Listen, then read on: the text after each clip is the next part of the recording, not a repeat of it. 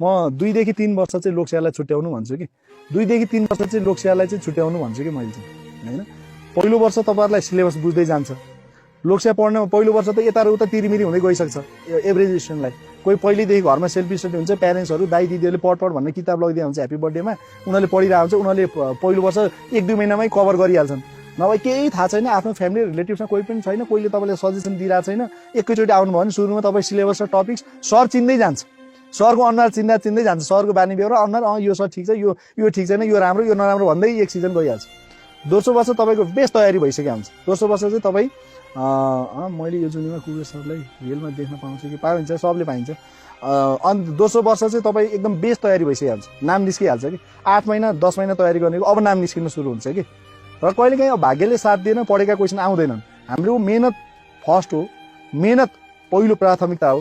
दोस्रो चाहिँ लकले पनि भर पर्छ। लक अब तपाईँले 10औं 20औं हजार क्वेसन पढ्नुभयो, इक्जाममा आएका ती 25 वटा 50 वटा क्वेसन जिन्दगी नदेखेका क्वेसन देखियो भने काम छ त? कसले गर्छ? त्यो तपाईँहरूले भन्ने मात्र होइन, त्यो कसैको पनि मिल्दैन कि, त्यो सरहरू कसैको पनि मिल्दैन कि।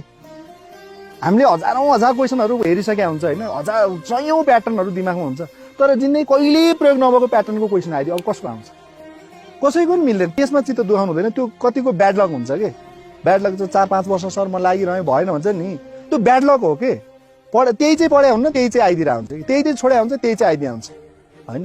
हो त्यस्तो ब्याड लक पनि हुन्छ कतिको चाहिँ। कतिको चाहिँ भाग्यमानी हुन्छन्, थोरै पर्छन्, जे पढ्यो त्यही फ्याट आउँछ, पहिलो लट्न निकालिदिन्छ, लौ 3 महिनामा नाम निस्क्यो भने चाहिँ अरूलाई त के भयो भनेर अरूलाई तताइदिन्छन् होइन। अब फेरि लकीले हो क्या, त्यो चाहिँ लकी पर्सनहरू हो कि। 3 महिना हुन्छ निस्किन्छ कहिलेकाहीँ त। अब पढाइ आइदियो, रिटर्न राम्रो स्किल पहिलेदेखि लेखन चाहिँ राम्रो भएकाले त निकालिहाल्छ नि होइन। त्यस्तो पनि हुनसक्छ, त्यो चाहिँ भाग्यले पनि हो कि। निधारमा 6औं दिनमा भ्याट निस्केस भनौँ त भ्याटै हुनसक्छ नि त होइन। त्यस्तो हुन्छ। त्यो भएको हुनाले 2-3 वर्षलाई चाहिँ एकदम खटिनुहोस्, एकदम लाग्नुहोस्, मेहनत गर्नुहोस्, छोडिदिनुहोस्। त्यो 1 वर्ष 2 वर्षको समय चाहिँ जीवनमा त्यति उमेर कमै हो मेरो भनेर नि पढ्नुहोस् कि। अस्ति मैले भनेको थिएँ होइन, 80 वर्ष हुनुहुन्छ नि 1 वर्ष गरेर 79 वर्ष बाद चाहिँ सम्झिनुहोस्, 1 वर्ष मरेर लोकसेवा पढ्नुहोस्। हो शिक्षक सेवा आयोग, लोकसेवा आयोग, सुरक्षा निकाय जे पढिनु भयो। 2 वर्ष चाहिँ 80 वर्षमा 78 वर्ष बाँचे सम्झेर 2 वर्ष मरे तुल्य भएर पढिदिनुहोस्, नाम निस्केपछि करियर बन्छ। तर 2-3 वर्ष फुल्ली लाग्ने भनेको, मैले भनेको स्टाइल भनेको चाहिँ फुल्ली हो भनेको फुल्ली हो कि। फेरि अब म सर कुबेर सरले भनेको छ 3 वर्ष भनेको छ भनेको 3 चोटि फर्म भर्नुहोस् भने होइन कि मैले। 3 पटक फर्म भर भनेको होइन, 3 वर्ष म्याक्सिमम 3 वर्ष भनेको छ। 1 वर्ष हो मेरो चाहिँ 6 देखि 8 महिनादेखि तपाईँको नाम निस्किन सुरु हुन्छ। अब कतिपय पोस्टिङ हुँदै जानुहुन्छ होइन, नसक्दा कहिलेकाहीँ ब्याड लक हुँदा 3 वर्षसम्म चाहिँ तपाईँ म्याक्सिमम 3 वर्षसम्म मरेर लाग्नुहोस्, निरन्तर लाग्नुहोस् कि। त्यो दसैँ तिहार बिदा यो होली छठ, अब मलाई त्यो बार कति त्यो हाम्रो प्याक टाइम हुन्छ नि क्लासको, त्यो दिमागमा बार पनि थाहा हुँदैन कि। आज हिजो पनि यही थियो, आज पनि यही हो, भोलि पनि यही हो। त्यो एकोरो काम गर्दा तपाईँ त्यो बार पनि याद हुँदैन कि। साँच्ची हो, मैले अनेस्टली गफ दिएँ होइन। एकोरो काम गर्नुहोस्, अरू काममा मात्रै ध्यान दिनुहोस् त त्यो बार पनि याद हुँदैन जिन्दगीमा। तपाईँलाई आइतबार हो कि शनिबार, हरेक बार शनिबार जस्तो बार बनाएर बबाल तरिकाले पढ्नुहोस्। म्याक्सिमम 3 वर्ष पढ्नुहोस्, भएन भने चाहिँ अर्को करियरमा सिफ्ट हुनुहोस्। यही पछि कुद्नुहोस् चाहिँ म भन्दिनँ है। फेरि म यसकै पछि कुद्नुहोस् भन्दिनँ, किनभने ढिला भइसकेको हुन्छ कि, तपाईँको उमेर गइसकेको हुन्छ, उमेर गइसकेको हुन्छ। अनि किनभने पछि केही गर्न सकिँदैन होइन। नजिकको मान्छेलाई मसँग भेट्दा मैले दिने सल्लाह चाहिँ, केटा मान्छेले लेडिज केटाकेटी सबैले, अबको युथले, अबको जेनेरेसनको युथले, अब त कम्पिटिसनको युथ जेनेरेसन भइसक्यो। अबको समय भनेको त यति स्पिडली बढेको छ भनेको, हामीलाई स्पिड भनेको त घडी फास्ट घुम्ने स्पिड होइन, हाम्रो आवश्यकताहरू बढेका छन् नि। हिजो बुवालाई हजुरबुवालाई चाहिने बेसिक निड्सहरूमा भन्दा अहिले हाम्रो बढी छैन त। हिजोको बेसिक निडहरू भन्दा अहिलेको बेसिक निड त बढिसक्यो साथीहरू। अहिले मोबाइलमा रिचार्ज कार्ड हालेर जति बोल्छौँ त्यतिखेर फ्यामिली पालिन्थ्यो मान्छेको। अहिले मोबाइलमा मोबाइलको डाटाले जति पैसा खाइदिन्छ, पहिला एउटा परिवार पालिँदैन थियो। गाउँमा त एउटा कति हुन्छ, गाउँमा त मजाले पालिन्थ्यो नि, किनभने तरकारी धान गहुँ मकै आफ्नै हुन्थ्यो। अहिले हामीले रिचार्ज कार्ड हाल्ने पैसा 2-4 हजार 5 हजारले त महिना धान्दैन थियो गाउँमा। 4-5 हजारले गाउँमा खेतीपाती आफ्नै भएको मान्छेलाई त 4-5 हजारले मजाले मासु भात खानु पुग्ने, मासु किन्ने त हो नि, अरू आफ्नै हुन्छ। गाई भैँसी छँदै थियो, दुध थियो होइन, तरकारी थियो, सबै थियो। हाम्रो रिचार्ज कार्डको पैसाले पहिला मान्छे खुसी हुन्थ्यो। जति पैसाले पहिला तपाईँको बुवा, मेरो बुवा, हजुरबुवाको पालामा खुसी हुन्थ्यो नि, त्यति पैसा त तपाईँ हामी अहिले मोबाइलमा डाटामा खर्च हुन्छ। भन्छ हाम्रो निड्सहरू बढिसके साथीहरू। भने अब हामीले करियरको पोइन्ट्स तपाईँ स्टार्ट जरा गाड्नु पर्ने भनेको 20 देखि 25 वर्षभित्र जरा गाडिसक्नुपर्छ। कोर एरिया भने जस्तै कोर जरा कि म यो फिल्डमा लाग्छु भने त्यो फिल्ड तपाईँले हाँगो समाति सकेको हुनुपर्छ, हाँगो समाति सकेको हुनुपर्छ। तपाईँ पसल खोल्नुहोस्, किराना पसल खोल्नुहोस्, ग्यास पसल खोल्नुहोस्, होइन, कुखुरा पाल्न सुरु गर्नुहोस्, चाहिँ त्यो खसी पाल्नुहोस्, वा विदेश जानुहोस्, कोरिया जानुहोस्, जापान जानुहोस्, सुब्बा हुनुहोस्, खरदार हुनुहोस्, प्राविको शिक्षक हुनुहोस्, निभाविको शिक्षक हुनुहोस्, माविको शिक्षक हुनुहोस्, म्याक्सिमम 25लाई चाहिँ तपाईँ 27-28 बनाउनुहोस्। त्योभन्दा पछाडि जानुभयो भने अब तपाईँलाई जाँगर मर्छ, इनर्जी हुँदैन कि। अब इनर्जी कम हुन्छ कि। पहिला 20 वर्षको उमेरको चाहिँ म जे पनि गरिदिन्छु काम भन्ने इनर्जी र 30, 35, 40 पुगिसकेपछि त्यो शरीरले पनि अब डर हुन्छ कि, लगानी गर्न पनि डर हुन्छ कि। तपाईँले 25 वर्षमा त म कमाइहाल्छु नि भविष्यमा भनेर तपाईँ इन्भेस्ट गर्न सक्नुहुन्छ, रिस्क लिने आँट आउँछ तपाईँको। तर जब तपाईँ 30 वर्ष कट्नुहोस्, अब बिहे हुन्छ, केटी मान्छे त अन्त 25-26मा बिहे गरिदिनुहुन्छ, अब बिहे हुन्छ, केटा मान्छेलाई बिहे भइसकेपछि जिम्मेवारी बोध हुन्छ, परिवार पाल्नु पर्ने, बच्चा पढाउनु पर्ने, होइन।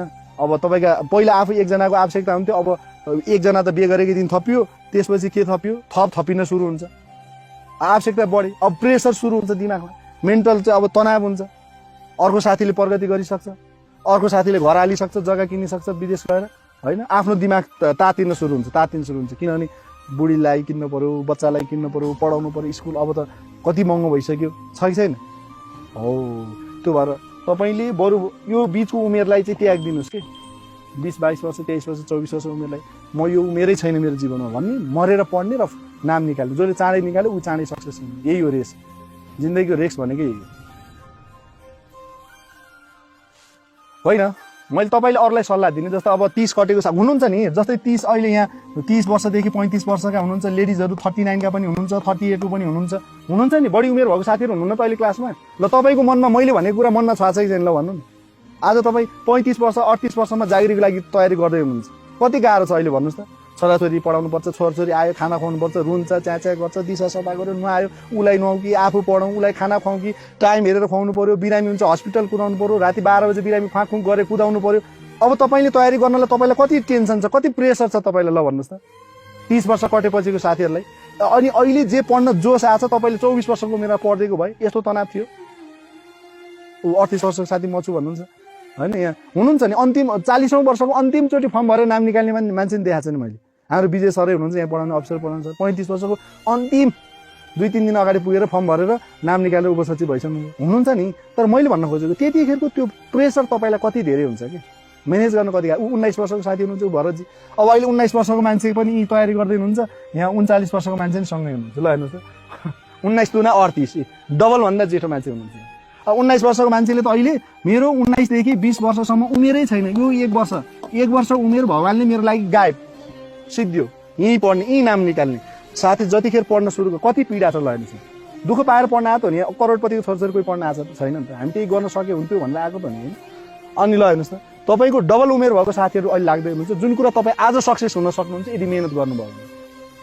18 वर्षकै मान्छे परमेश्वरजी म 18 वर्षकै छु सर भन्नुहुन्छ, तपाईँ सम्झिनुहोस्, आज तपाईँ 18 वर्षमा लाग्दै हुनुहुन्छ, आज हेर्नुहोस् त यो तपाईँसँग साथी 18 दुना 36 भन्दा बढी वर्षका मान्छे यहीँ हुनुहुन्छ भने तपाईँले अब यो देखेर यो 38 वर्षको चाहिँ तपाईँको बुवाको उमेरको मान्छे यहाँ सँगै हुनुहुन्छ, अङ्कलको उमेरको मान्छे, अङ्कलहरू यहाँ सँगै हुनुहुन्छ, आन्टी सँगै हुनुहुन्छ भने यो अङ्कल आन्टीको उमेरमा पुगेपछि पढ्ने कि अहिले म बरु 18 देखि 20 भित्र जागिरी खान्छु भन्नुभन्दा यहाँ पेन्सन हुने बेला हुन्छ, पेन्सन हुने बेला हुँदैन, रिल्याक्स पारेर खान पाइन्छ, अरू काम गर्न पाइन्छ। त्यो चाहिँ तपाईँले फिल गर्ने हो कि बाध्यताले हो नि त। 37 वर्षको मान्छे विदेश गएर विदेशमा पढेर नाम निकालेको साथीहरू हुनुहुन्छ, विदेशमै कतारमा पढेर गत वर्ष नाम निस्क्यो। सोच्नुहोस् न, बाध्यताले होइन कतार जाने, रहरले म इन्जोय गर्छु भनेर दुबई कतार कोही जान्छ, मलेसिया कोही जान्छ। यहाँ त यहाँ खाना गाह्रो भएर नेपालमा चाहिँ अलिकति ऋण तिर्न सक्यो, अलिकति केही जोड्न सक्यो, सम्पत्ति जोडिएला केही छैन भनेर कतार दुबई गएको होइन, कतारमा बसेर काम गर्ने मान्छे अनलाइन पढेर यहाँ आएर इक्जाम दिएर नाम निकाल्छ नि।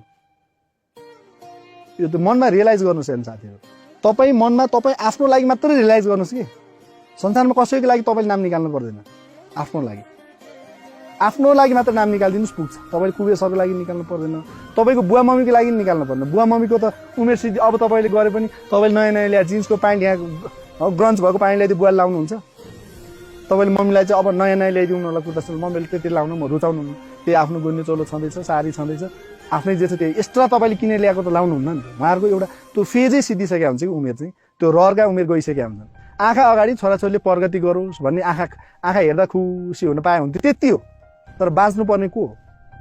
जिउनु पर्ने को ल 80 70 75 वर्ष उमेर राख 18 वर्ष ल 20 वर्षमा नाम निस्क्यो ल हेर्नुहोस् त 55 वर्षसम्म जिन्दगी मोज हुन्छ 55 वर्ष मोज गर्न चाहनुहुन्छ तनाव रहित जिन्दगी बाँच्नुहुन्छ करियर सक्सेस भएको मान्छे 55 वर्षसम्म तपाईँ खुसी हुन सक्नुहुन्छ अहिले 18 देखि ल 18 वर्षकालाई मैले टार्गेट गरेँ यो पछि सबैलाई यही हो है ल 18 देखि 2 वर्षको जिन्दगी तपाईँले मर्यो भनेर सम्झेर पढ्न थाल्नु त केही फरक पर्दैन कि त्यो 2 वर्षको मेहनतले 55 वर्ष आनन्द 55 त्यसपछि छँदैछ